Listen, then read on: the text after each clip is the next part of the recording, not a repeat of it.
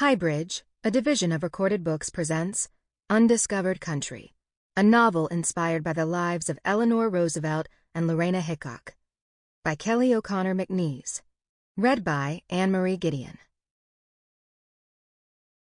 As often as not, we are homesick most for the places we have never known. Carson McCullers.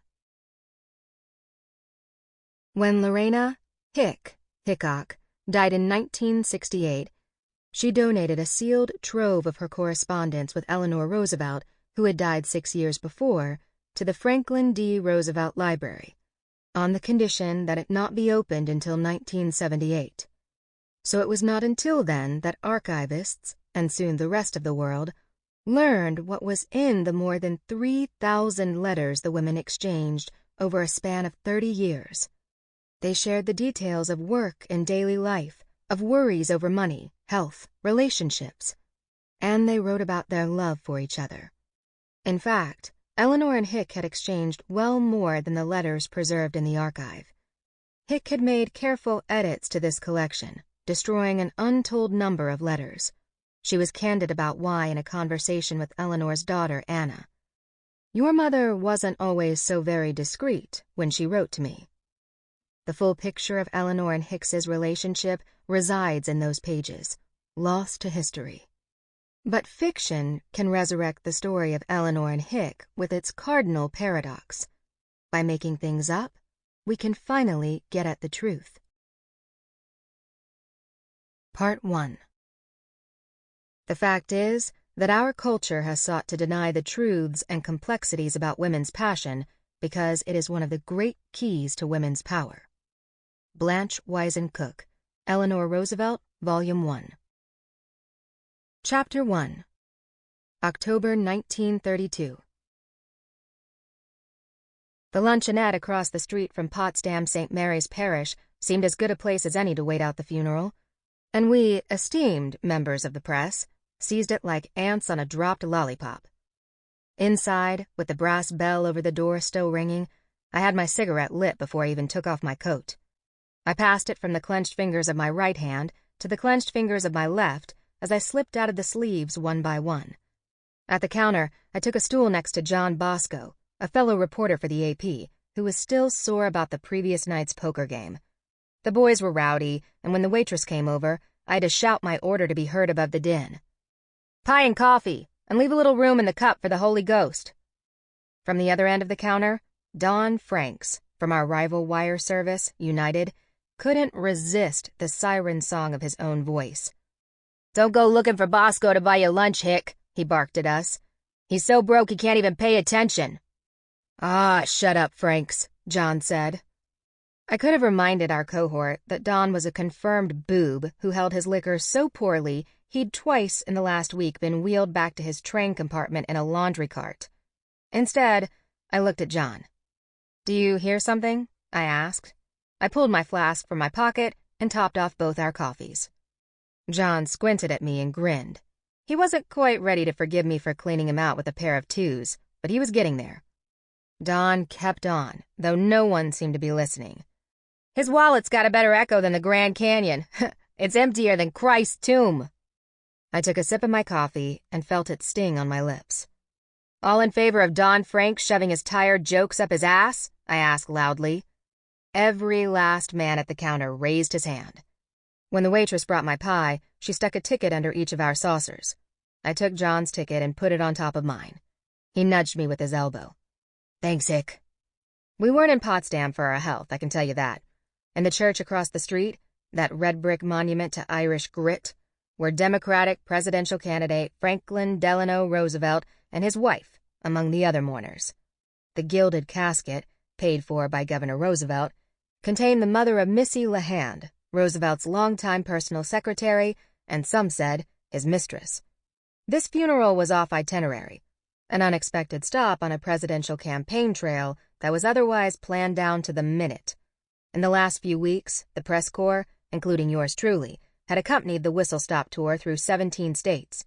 Speeches, handshaking, and enough renditions of "Happy Days Are Here Again" to make your ears bleed.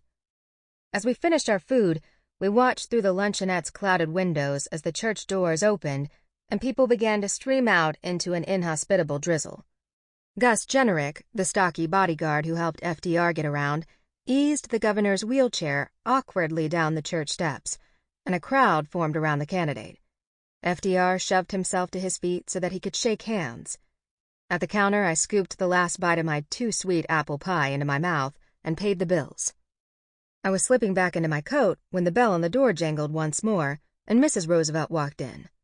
The door frame was decorated with orange paper jack-o'-lanterns that brushed her coat as she passed through.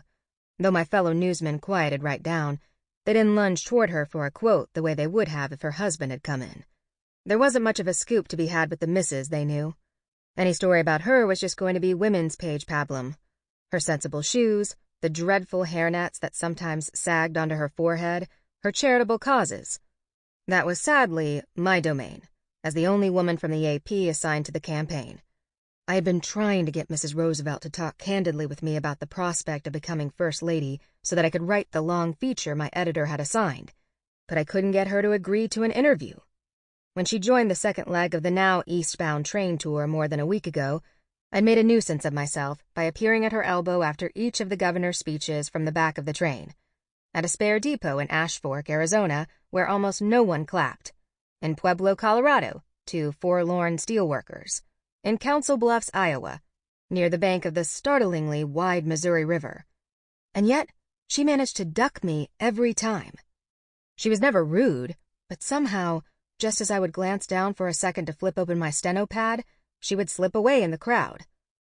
One morning a few days before the funeral, while most of my cohort were sleeping off the previous night's escapades, I came into the dining car and found it empty, save for Mrs. Roosevelt and her secretary, Mrs. Thompson, whom everyone called Tommy.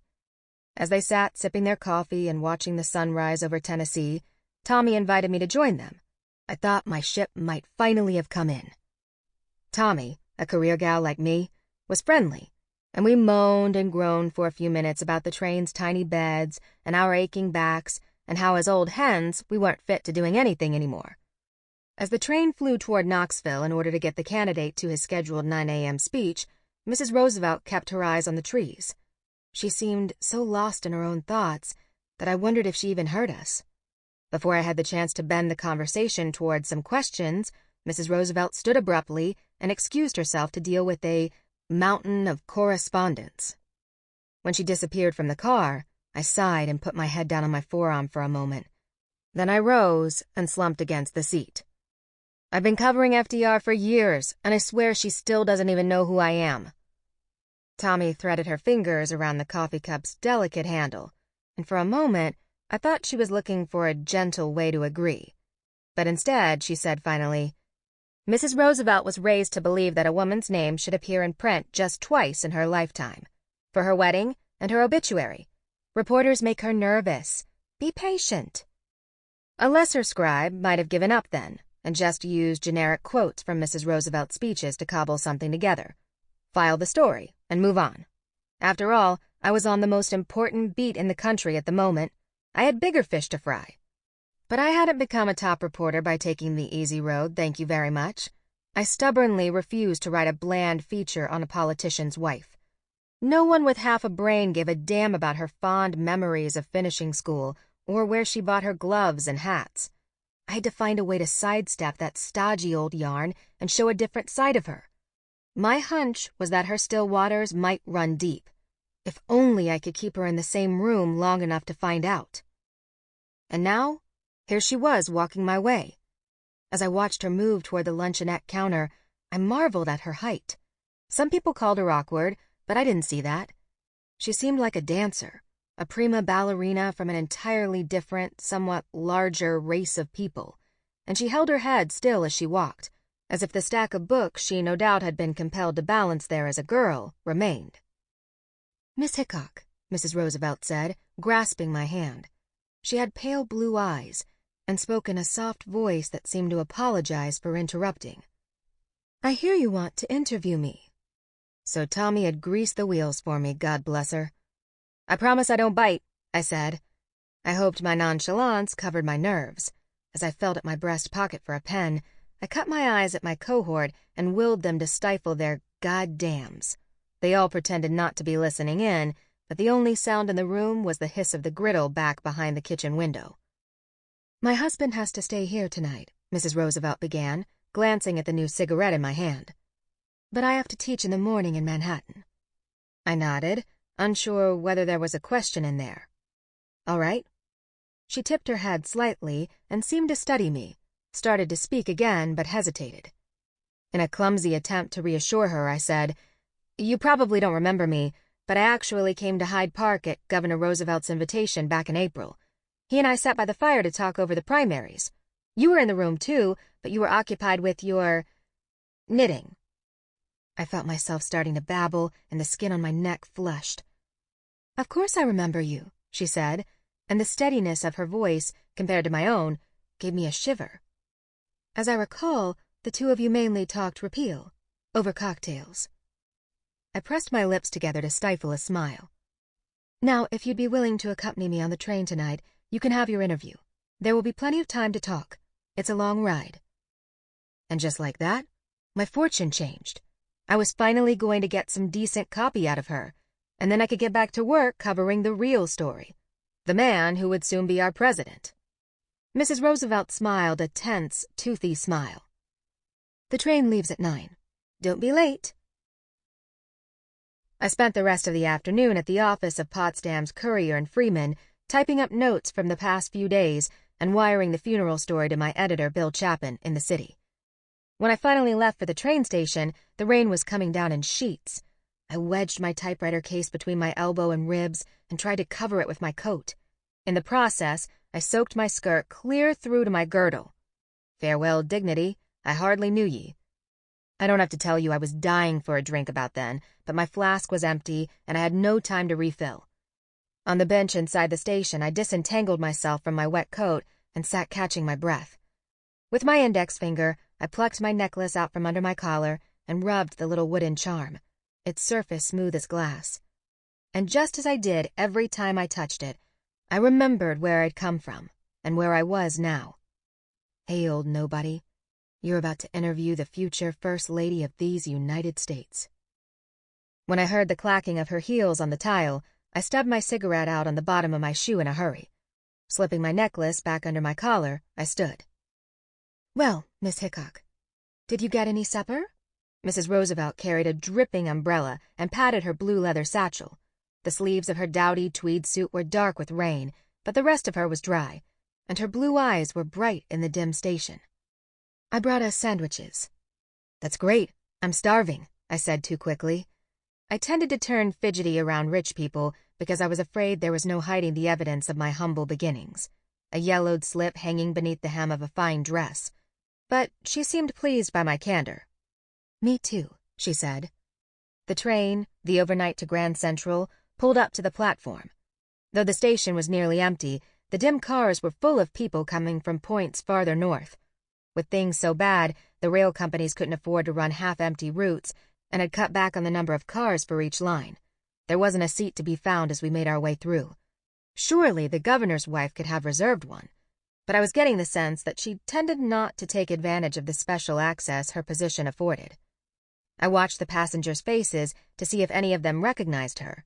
She might have been the most photographed woman in America besides Jean Harlow, but in nearly every photo I'd seen, she was always looking away from the camera, sometimes down at her lap, often over at her magnetic husband. One never quite got a view of her face head-on, I thought, as I watched her coiled gray-blonde hair bob in front of me. A few women whispered, and a man jabbed his wife with his elbow and pointed our way, but no one spoke to her. Finally, we spotted an empty drawing room. Mrs. Roosevelt went in first and switched on the little brass light fixture. She sat on the narrow couch across from the single berth. I pulled the door closed to muffle a crying baby just outside. "Oh, that's better," she said. "Are you sure this will be all right?" At some point I knew she would want to go to sleep, and I would have to find somewhere else to go until we arrived in the city. "Of course. Don't be shy." She gestured to the place beside her and then pulled the wax paper wrapped sandwiches from her satchel, along with 2 checkered napkins, and laid them between us. "They call you Hick, don't they?" I nodded. "Yes, they do. I'm a proud Hick from the sticks, no matter how many years I've been in New York, and I never did like the name Lorena." Mrs. Roosevelt took a crystal salt shaker out of the bag and dusted her sandwich with it before taking a bite. The bag sat beside her on the seat, its frame splayed open. I wondered what else she had in there. Ice cream sundaes, cigars and brandy.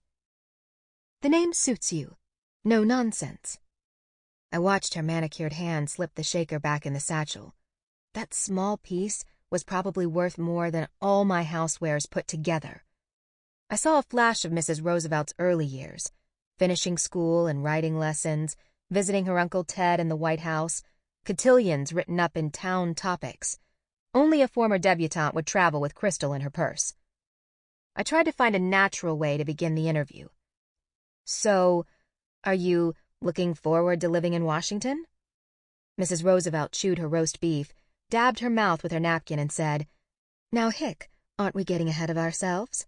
Franklin hasn't won the election yet. The polls had him leagues ahead at that point, and she and I both knew he was a lock. The train lurched forward, and I shot my arm out to brace myself on the berth. Well, suppose he wins, I said. How do you think you will like your new address? I thought I might at least get some intel on the changes she planned to make to the White House drapery. That was just the sort of terminally boring copy Bill said our female readership went nuts for. This country had a grand tradition of forcing brilliant women to fritter their lives away in domesticity, and though I knew from my reporting on the family just how much more there was to Mrs. Roosevelt than people knew, I didn't think even she would be able to escape that fate. Given her general, gentle demeanor, her sharp tone in reply surprised me. I think it will be a great interruption to my work. I'm writing more than ever, and I love teaching. But all that will end so that I can host teas and decorate. I knew well the kind of woman Mrs. Roosevelt was, and the kind of work she was doing. She didn't just talk in parlors. She organized women. She didn't just give money away. She developed policy and put it under her husband's nose. And yet, I was astonished that she'd admitted as much. My face must have revealed my thoughts about her response, as she quickly added a line more suitable for public consumption. Though, of course, I am honored to have the chance to do it, for Franklin. She crinkled up the waxed paper and shifted her position on the couch, restless. I felt my mouth turn up, amused. Her irritability made her much more interesting to me because I saw at once how the luxury and ceremony of the thing meant nothing to her.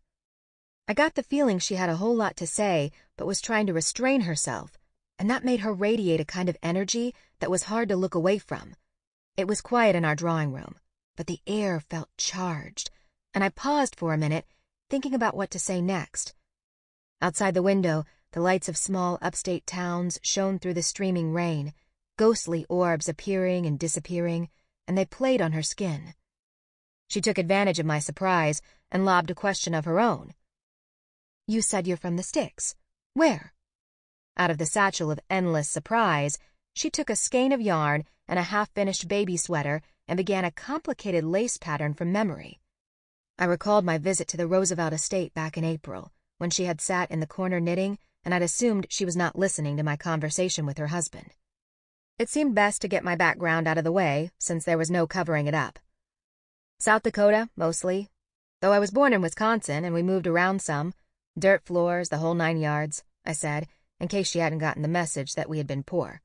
Just thinking of those years gave me a shiver. Of course, that was a long time ago. And you don't get back to visit? She asked. Never, I said. Nothing can make me go back there.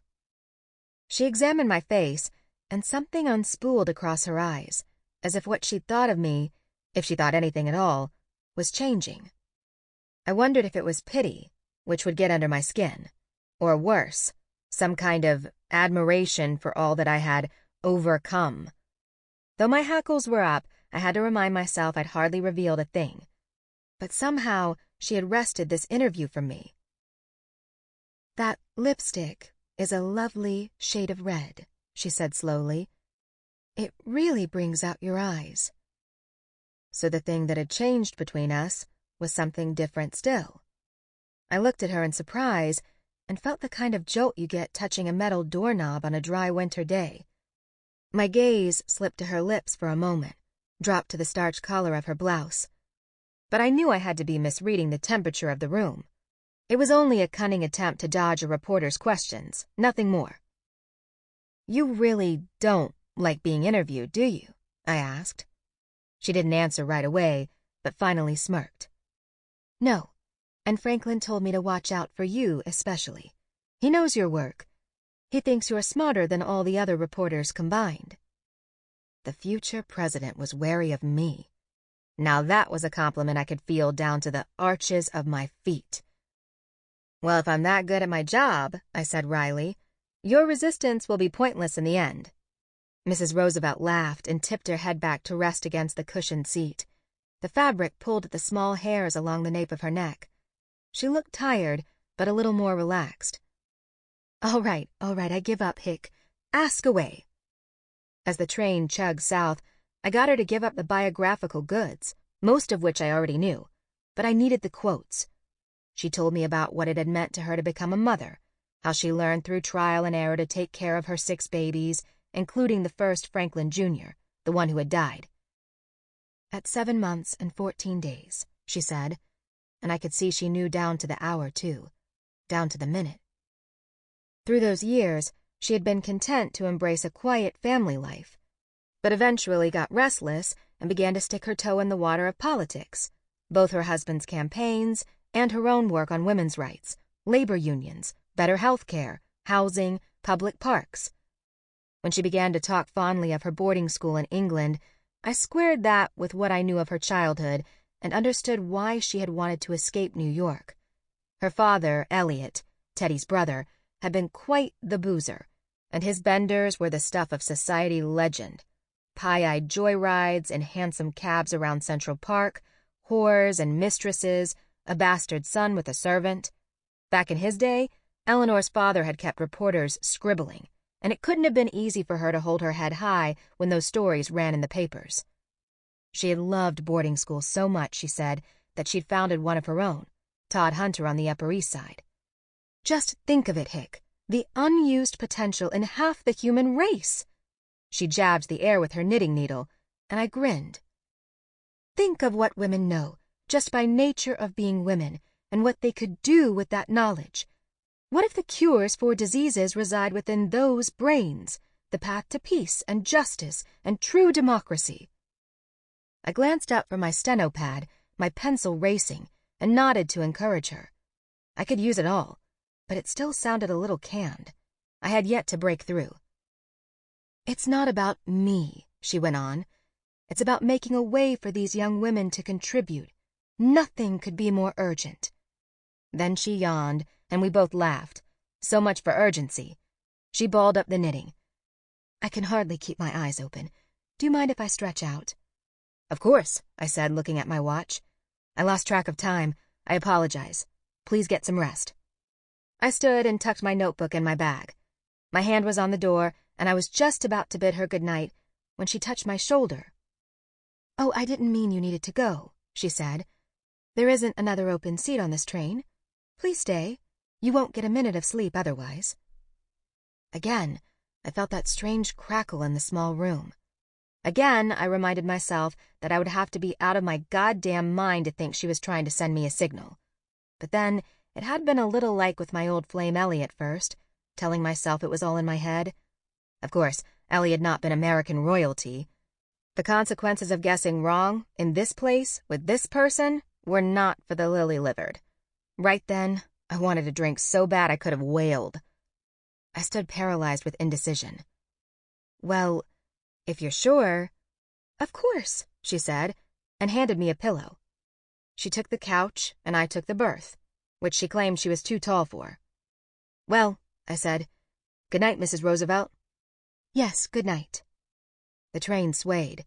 I heard the baby begin to wail again, and then, in the distance, a man laughing. I glanced at her without turning my head, petrified of saying or doing the wrong thing.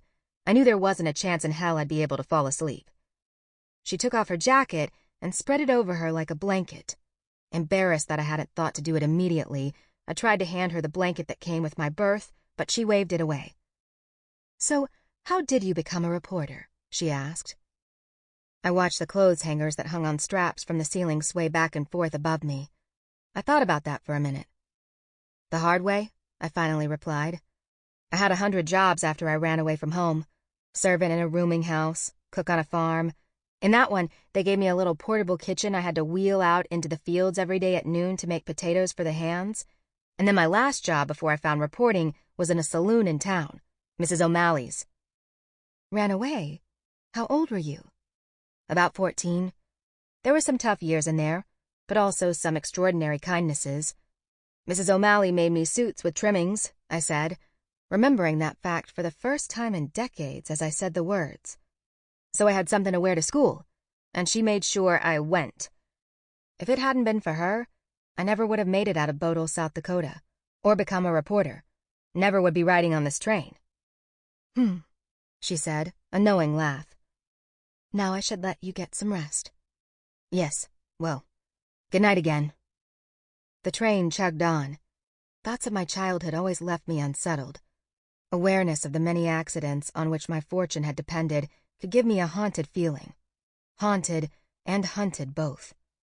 I knew I had gotten out of South Dakota by the skin of my teeth, though I tried not to think about it too much. But now my mind was whirring.